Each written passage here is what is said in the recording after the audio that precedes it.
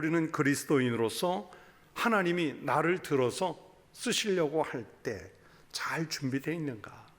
정말 하나님 보시기에 부끄럽지 않게, 혹은 교회 보기에 부끄럽지 않게, 세상 사람들 보기에 부끄럽지 않게 우리는 잘 준비하고 있다가 하나님 부르실 때 부름을 받았는가? 하나님은 어떤 방법으로 일하기를 원하실까요? 실천신학자로 유명한 E.M. 바운즈라는 목사님이 계신데, 이 바운즈 목사님이 설교의 능력이라는 책에서 이렇게 말했습니다. 그대로 읽으면 성령님은 방법을 통해서 일하시지 않고 사람을 통해서 일하신다. 성령님은 기구나 제도를 통해 임하시는 것이 아니라 사람에게 임하신다.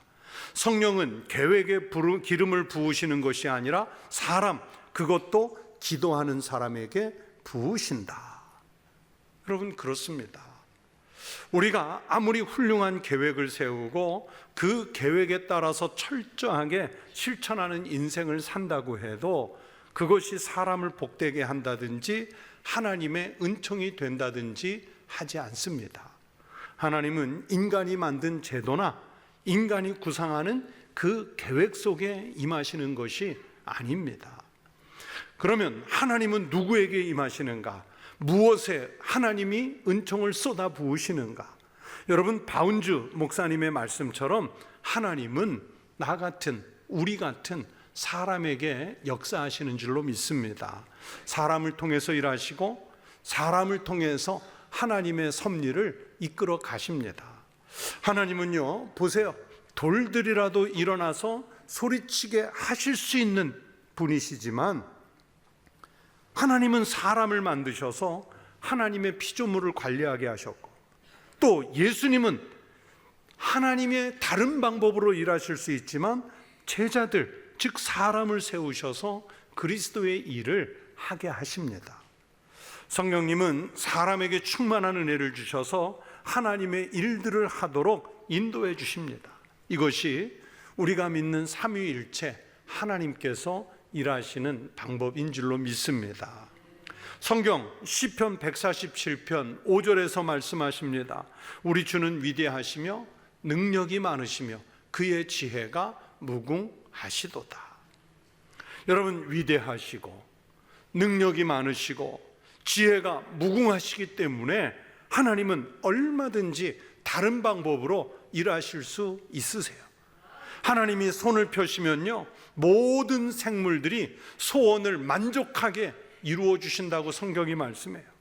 하나님이 땅을 향해서 명령하시면 그 명령을 들은 땅이 일어선다고 성경이 말씀하세요.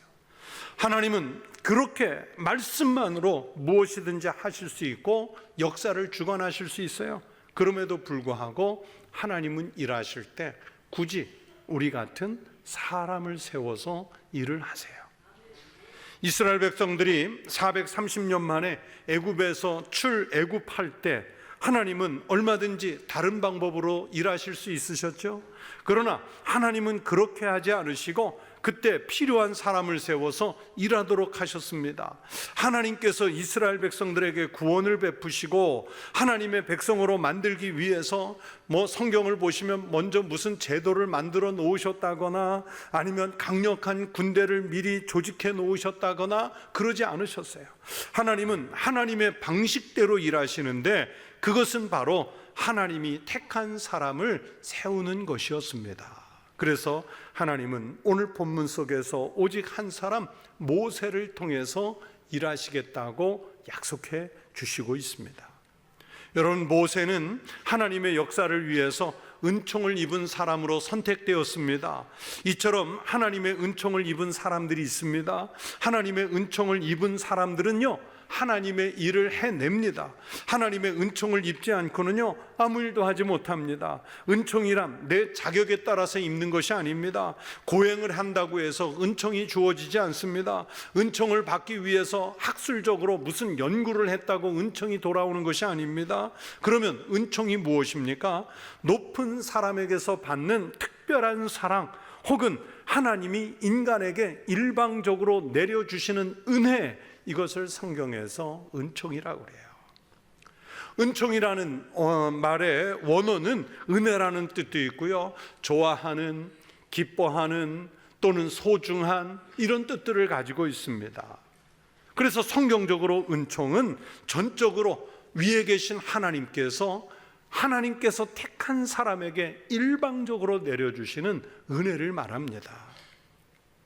그런데 오늘 우리가 읽은 이 본문 말씀에 은총이라는 말이 5번이나 등장을 해요. 12절에 한 번, 13절에 2번, 16절과 17절에 각각 한 번씩 모두 5회 사용되었습니다. 오늘 이 성경의 말씀 본문은 그래서 하나님과 모세가 은총을 주제로 해서 대화를 나누는 장면인데, 여러분, 이 대화가 편안한 자리의 대화가 아니고요, 하나님과 모세 사이에 지금 매우 심각한 대화가 오고 가고 있는 그런 장면입니다. 모세가 먼저 하나님께 따지듯이 묻고 있습니다. 하나님, 말씀하셨잖아요. 전에 저에게 말씀하시기를 제가 하나님 앞에서 은총을 입었다 하시고, 또 주님 앞에서 지금도 은총을 입은 사람이라고 말씀하셨잖아요. 그러면 저를 도와서 이 백성을 인도할 사람, 저의 조력자들을 좀 빨리 보내주시고 우리가 어느 길로 가야 하는지 주의 길을 좀 보여주십시오, 알려주십시오 그랬어요. 그랬더니 하나님께서 뭐라고 답하시는 줄 아세요? 14절을 보시면 여호와께서 이르시되 내가 친히 가리라, 내가 너를 쉬게 하리라, 그렇게 말씀하세요. 하나님의 이 답변을 들은 모세는 그냥 확신하지 못하고 금방 의심이 들어서 15절에 뭐라 하냐, 주께서 친히 가지 아니하시려거든 우리를 이곳에서 올려보내지 마옵소서. 하나님의 뜻을 묻는 거예요. 하나님, 말씀하신 대로 함께 가지 않으실 거면 우리도 올려보내지 마세요. 우리가 무엇으로 은총을 입었는지 알려달라고 요청합니다. 모세의 요구에 하나님은 네가 말하는 이 일도 내가 하리니 너는 내 목전에서 은총을 입었고 내가 이름으로도 너를 알미니라, 그렇게 대답하세요. 모세가요, 이 본문 속에서 참 집요합니다. 하나님은 자꾸 답을 주시는데 한 번 또 물어요. 18절에 모세가 이르되 원하건대 주의 영광을 내게 보이소서. 여러분, 이쯤 되면 만약에 우리들 같으면, 아니 저 같으면 뭐 어린 교육전도사님이나 한참 나이 아들 같은 부목사님들이 목사님 지금 약속하신 거 문서로 만들어 주세요. 보증을 좀 해주세요. 공증을 받을까요? 그러면 아유 됐다, 없던 일로 해라, 아마 그러고 말 거예요. 확 내팽겨 버리실 것 같은데 우리 하나님 인내의 하나님이시고 사랑과 긍휼의 하나님이시잖아요. 모세의 이 집요한 요구에 19절에서 이렇게 대답하십니다. 여호와께서 이르시되 내가 내 모든 선한 것을 내 앞으로 지나가게 하고 여호와의 이름을 내 앞에 선포하리라. 나는 은혜 베풀 자에게 은혜를 베풀고 긍휼히 여길 자에게 긍휼을 베푸느니라. 그리고 눈에 보이는 그 증거를 위해서 성경 뒷장 34장을 읽어보시면 시내산에서 계명이 담긴 돌판을 다시 만들어서 모세에게 전해 주십니다. 그렇게 해서 모세는 하나님의 은총이 함께한다는 것을 확인했고, 하나님은 모세에게 하나님이 함께하고 있다는 것을 그렇게 확증해 주셨습니다. 여러분, 우리가 그리스도인으로서 살겠다는 사람들은요, 하나님께서 우리에게 은총을 주셨다는 사실을 우리도 확실하게 믿어야 합니다. 이미 죽었어야 했던 우리에게 생명을 주시고 마귀의 자식이었던 우리를 품으셔서 하나님 자녀로 삼아 주셨잖아요. 우리에게 영원한 생명을 주셔서 구원을 완성해 주셨습니다. 이 믿음이 바로 은총의 확증인 줄로 믿습니다. 그런데 예수를 믿는다 하면서도요, 은총을 경험하지 못한 사람은요, 상황이 아무리 좋아도 마음이 불편해요. 우상 숭배자나 이단들은 은총을 경험할 수 없기 때문에 늘 불행하거나 불안하거나 불편해요. 그러나 은총을 받은 사람들의 삶은 세상적인 기준에 매인 것이 아니라 하나님께서 채워주시는 만족으로 인해서 늘 감사하고 그래서 늘 행복한 삶을 살아가게 됩니다. 우리 청북교회 성도 여러분이 은총을 입은 성도의 삶이 되시기를 축원합니다. 그렇다면 과연 은총을 입은 사람의 그 모습은 우리 살아가는 삶의 자리에서 어떻게 그 은총이 나타나야 할까요? 오늘 모세가 은총을 입은 사람의 모습을 우리에게 보여주세요. 첫 번째, 은총을 입은 사람은 자기 자신보다 먼저 다른 하나님의 백성 혹은 이웃 혹은 공동체, 즉 교회를 먼저 생각합니다.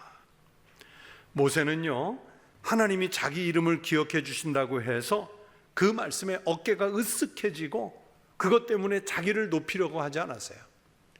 우리는요, 인간적인 삶의 자리에서 어떤 유명한 사람이 내 이름을 기억해 줬다, 아니면 내가 어떤 유명한 사람을 알고 있다, 그러면 그거에 하나의 위세가 되잖아요. 누가 나를 알아, 나도 그분을 알아. 그거 하나만으로 마치 확실한 권력을 등에 업은 것처럼 우리는 자랑스러워하잖아요. 그런데 모세는 하나님께서 그의 이름을 알아주시고 그를 기억해 주셨다고 해서 그것 때문에 으쓱하지 않았어요. 모세는 자기가 주님의 은총을 받은 자라면 이 족속까지도 주의 백성으로 여기소서, 그러면서 이 민족을 하나님께서 받아주시도록 먼저 이 민족부터 챙기지 않습니까? 여러분, 이 마음은 하나님이 주신 마음입니다. 오늘 이 대화를 나누게 된 배경이 앞장 32장에 나오는데, 하나님은 우상을 새기고 섬기며 하나님을 경노하게 한 이스라엘을 멸하려고 하셨습니다. 그리고 모세를 통해서 새로운 민족을 만들어 주시겠다고 했어요. 출애굽기 32장 10절의 말씀입니다. 그런즉 내가 하는 대로 두라. 내가 그들에게 진노하여 그들을 진멸하고 너를 큰 나라가 되게 하리라 말씀하셨어요. 하나님이 이 말 안 듣는 이스라엘 백성 싹 쓸어버리고 모세 너부터 시작해서 새 백성 만들어 주시겠대요. 여러분, 이때 우리 같으면 어떤 마음일까요? 저 같으면 좋아할 것 같아요. 싹 쓸어버리고 나를 잘 따르는 사람만으로 새 민족을 만들어 주신대요. 여러분, 요즘에 학교 선생님들 정말 힘들다고 그러잖아요. 학교 선생님들이 하는 농담에 이런 말이 있어요. 요새 학생만 없으면 교사 할 만하대요. 근데 그 말을 듣고 나니까 목사도 똑같아요. 교인만 없으면 목회할 만해요. 여러분, 어떤 사업을 하는 사장님이 정말 말 안 듣는 직원, 눈에 가시 같은 직원 있다고 생각해 보세요. 쳐낼 수도 없고 잘라낼 수도 없고, 눈에 가시 같은 사람, 늘 방해 놓는 사람, 그 몇 사람만 없어졌으면 하는 마음이 우리들 마음속에 있잖아요. 그런데 지금 이스라엘의 불평과 원망에 익숙한 이스라엘 백성들, 더구나 갈수록 모세와 민족의 지도자들을 힘겹게 하는 그 백성들의 성품을 본다면 하나님께서 모세 입장에서 10번이라도 좀 싹 쓸어버렸으면 좋겠다, 이런 생각 안 들었을까요? 여러분, 그런데요, 만약에 그런 마음이 들었다면 그것은 은총이 없는 사람의 마음이에요. 여러분, 모세는 은총의 사람이라고 그랬죠. 모세는 자기는 둘째치고 자기 민족이 하나님께 버림받는 것을 두고 볼 수 없었어요. 정말 확 버리고 싶은 저 백성들을 보면, 은총 없이 보면 저들을 떠나버리고 싶지만, 그러나 은총의 마음을 가지고 보면 저 사람들이 불쌍한 거예요. 품고 가야 했습니다. 이 마음이 모세의 마음에 주신 은총의 마음이었어요. 노블리스 오블리제라는 말을 들어보셨겠죠. 높은 신분을 가진 사람들이 져야만 하는 도 이상의 의무를 말합니다. 하나님께서 모세를 높이 세우신 것은 바로 그 마음 때문이고, 그 자리를 통해 백성을 섬기라고 주신 거예요. 하나님이 입히신 이 은총의 옷은 자기 권세, 자기 헛된 자랑의 통로가 아니라 먼저 사람을 돌아보게 하는, 민족을 돌아보게 하는, 공동체를 돌아보게 하는 시선이었습니다. 은총을 입은 자로 산다는 것은요, 그래서 여러분 늘 기분 좋은 일이 아닙니다. 자기 감정도 죽여야 돼요. 때로는 굴욕적이어야 합니다. 손해를 봐야 합니다. 희생적이어야 합니다. 나 하나만 생각하면 얼마든지 잘 살 수 있지만은, 그러나 공동체를 섬기기 위해서라면 모든 것들을 참고 견뎌야 하는 것이 은총을 입은 사람들의 마음입니다. 은총을 입은 사람은 그 은총의 감격을 알기 때문에 먼저 다른 사람을 생각해요. 하나님께 은혜를 받지 못하면 사람을 대할 때 우리는 분노와 미움의 마음이 생기겠죠. 그러나 하나님께서 우리에게 하나님의 자녀라는 후광을 주신 것은 사람을 섬기라는 마음인 줄로 믿습니다. 은혜를 받은 사람은 섬기려고 하고요, 은혜가 없는 사람은 자기가 섬김을 받으려고 합니다. 그렇다면 여러분은 어느 쪽이십니까? 은총을 받은 사람이 되십시오. 은혜가 충만한 성도 되시기를 축원합니다. 교회를 섬기고 여러분이 살아가는 삶의 자리로 나가시면 그곳에서 사람과 공동체를 섬기는 일에 먼저 앞장을 서는 그리스도인, 믿음의 사람들 되시기를 축원합니다. 또 두 번째는, 하나님의 은총은 하나님께서 동행하신다는 것을 알 때 그 은총을 느낄 수 있어요. 여러분, 범죄한 이스라엘에게 하나님은 함께 가지 않으시겠다고 말씀하셨다고 그랬죠. 그만큼 인간적인 표현으로는 실망스럽고 지금 이 공동체와 함께 있고 싶지도 않은 게 하나님 마음이셨어요. 그러나 모세의 간절한 기도에는 하나님이 함께 하시지 않으시는 백성이 어찌 하나님의 백성이며, 하나님이 동행하시지 않으시는 저 이스라엘이 어찌 은총을 입었다고 말할 수 있겠습니까? 그런 뜻으로 기도했어요. 여러분, 그렇습니다. 하나님의 은총을 입은 사람의 가장 큰 특징은 뭐냐? 내가 놓인 상황, 형편, 처지 여기에 관계없이 임마누엘, 나와 함께 하시는 하나님, 이걸 느끼는 거예요. 하나님이 함께 동행해 주시는 은혜가 가장 큰 은총인 줄로 믿습니다. 하나님은 이스라엘 백성을 광야처럼 험한 길 가지 않고 편안한 구름 위에다가 실어다 단박에 가나안에 옮겨 놓으실 수 있는 분이었어요. 아니면 군대를 강하게 조직해서 앞에 있는 원주민들, 적군들 그냥 싹 쓸어버리고 2주 만에 가나안 땅에 들어가시게 하실 수도 있었어요. 아무 대적도 없이, 원수도 없이 형통한 삶을 보장해 주실 수도 있었어요. 그런데 하나님 그렇게 하지 않으셨어요. 오히려 고난 중에라도, 큰 환난과 시험을 만나도, 광야길 40년 걸어가도 하나님은 은총을 입은 자와 함께 하셔서 고난 중에는 승리를, 인생의 험악함에서는 안식을 주시는 분이 동행하시는 하나님, 함께 하시는 하나님, 그 임마누엘 하나님께서 함께 주셨습니다. 그래서 여러분, 아무리 힘든 길도요, 사랑하는 사람과 함께 걸으면 즐거울 수 있어요. 그러나 아무리 평탄한 길이라도요, 사랑이 없이 걸으면 그 길은 힘이 듭니다. 저는 청년 때 제가 제일 좋아한 일 중에 하나가 뭐였냐면 설악산 종주하는 거였어요. 설악산에 가면 1박 2일로 넘을 수 있는 종주도 있고요, 혹은 2박 3일, 3박 4일, 4박 5일 이렇게 걸려야 하는 등산로들이 있거든요. 뭐 요즘처럼 장비가 좋은 것도 아니고요, 그냥 대충 운동화 신고 청바지 입고 티셔츠 하고 양식 배낭에 메고 1박 2일, 2박 3일, 3박 4일, 4박 5일 혹은 일주일 넘게 그 산을 여러 곳을 종주를 했어요. 근데 좋아서 가는지만 내가 이 산을 넘어갔다는 그 성취도, 이런 것 때문에 갔지만 쉽지 않아요. 정말 힘이 들어요. 그런데 지금도 기억에 남는 종주가 한 번 있습니다. 설악산에서 제일 긴 코스를 가는데, 제가 이제 저는 학생이고, 결혼하고 나서 저는 학생이고 제 아내가 직장을 다니는데 신혼 때 첫 번째 휴가를 맞아가지고 둘이요 설악산 종주를 갔어요. 그런데요, 그렇게 힘들던 이 3박 4일짜리 설악산 코스가요, 융단이 깔려 있는 길 같아요. 오르막 내리막 길이요, 그렇게 평탄해 보여요.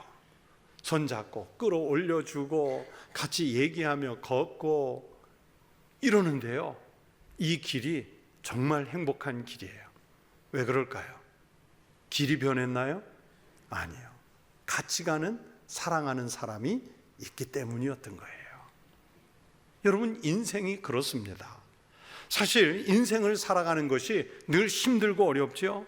그러나 우리와 함께 하시는 주님이라면 아무리 멀고 험한 길도 우리는 즐거움으로 갈 줄로 믿습니다. 이것이 은총을 입은 사람의 모습이에요. 이 믿음이면 이스라엘 백성들이 광야길도 행복합니다. 하나님이 여러분의 인생에 그렇게 동행해 주시기를 축원합니다. 임마누엘, 이스라엘과 함께 하셨던 하나님이 오늘은, 이 시대는 우리 성도들과 함께 하시기를 축복합니다. 마지막 세 번째, 하나님은 은총을 입은 사람에게는 영광을 체험하게 하셔요. 여러분, 인간은 나약하며 유한한 존재라고 했죠. 그래서 보이지 않는 정의보다는 보이는 불의가 현실적으로 더 확실하고 마음이 끌려요. 여러분, 모세라고 다르겠습니까? 그래서 모세는 하나님의 약속에 더해서 확실한 증표를 얻으려고 하나님 영광 보여달라고 하죠. 그러나 하나님의 영광이 그리 쉽습니까? 죄인인 인간에게 함부로 노출할 수 있는 그런 값싼 것이 하나님 영광 아니에요. 하나님께서 모세에게 말씀하죠. 또 이르시되 네가 내 얼굴을 보지 못하리니 나를 보고 살 자가 없음이라. 하나님의 영광을 함부로 보았다가는 생명을 지탱할 수 없습니다. 그럼에도 불구하고 하나님은 모세에게 그 영광의 일부를 드러내겠다 하셨어요. 얼마나 영광스럽습니까? 어떻게 보이셨는가 하면 하나님을 바로 보면 죽게 되니까 23절에 보시면 네가 내 등을 볼 것이요 얼굴은 보지 못하리라. 하나님은 은총을 입은 사람에게 어떻게 하든 영광을 보여주세요. 그래서 그 은혜로 하나님의 일을 하게 하십니다. 담대한 믿음을 갖게 하십니다. 모세는 분명히 하나님의 은혜를 받기에 충분히 준비된 사람이었습니다. 오늘 우리는 그리스도인으로서 여러분 무슨 영광을 기대합니까? 큰 출세의 영광을 기대하십니까? 남들이 갖지 못한 금은 보화가 영광이 되겠습니까? 그런 껍데기의 영광을 기대하면 진정한 하나님의 영광을 볼 수 없습니다. 하나님의 은총을 받은 사람들이 경험하는 영광과는 다른 은혜입니다. 여러분, 하나님의 영광의 절정은 다른 것이 아니라 십자가입니다. 성경 요한복음 7장 39절에서 말씀합니다. 예수께서 아직 영광을 받지 않으셨으므로, 하나님이신 예수님이 아직 영광을 받지 않으셨다는 것이 무슨 뜻일까요? 여러분, 이것은 성경적으로 또 신학적으로 아직까지 십자가를 지지 않으셨다는 뜻입니다. 그런데 우리는 십자가의 영광을 구하는 것이 아니라 이생의 자랑, 안목의 자랑을 영광으로 가지려고 합니다. 그래서 예수님이 말씀하십니다. 너희가 서로 영광을 취하고 유일하신 하나님께로부터 오는 영광은 구하지 아니하니 어찌 나를 믿을 수 있느냐. 그리스도인에게는 십자가가 없는 영광은 없다는 말씀입니다. 여러분, 신앙은 예수님의 영광을 구하는 것이지요. 예수님의 영광은 십자가뿐입니다. 예수 믿는 것을 통해서 다른 영광을 구한다면 여러분, 그것은 바른 영광이 아닙니다. 세상적인 영광을 취하려는 자세는 예수님 자신을 믿는 것이 아니라고 예수께서 분명히 말씀하시잖아요. 출세의 영광, 물질의 영광, 직분의 영광, 정치적인 영광은 예수님의 십자가가 아닙니다. 은총을 입은 사람들은 십자가의 영광을 구합니다. 그 믿음을 갖는 성도들이 되시기를 축원합니다. 성도 여러분, 이제 예배 후에 삶의 자리에 나가셔야 하잖아요. 그곳에서 은총의 사람으로 사시기를 축복합니다. 하나님의 영광과 하나님의 아량을 가지고 사는 성도가 되십시오. 예수 그리스도의 심장을 품고 살아가십시오. 주님의 동행을 갈급해하며 은혜의 삶을 사십시오. 그러면 모세와 동행하시고 이스라엘과 동행하셨던 그 주님이 은혜와 은총을 여러분에게도 주실 줄로 믿습니다.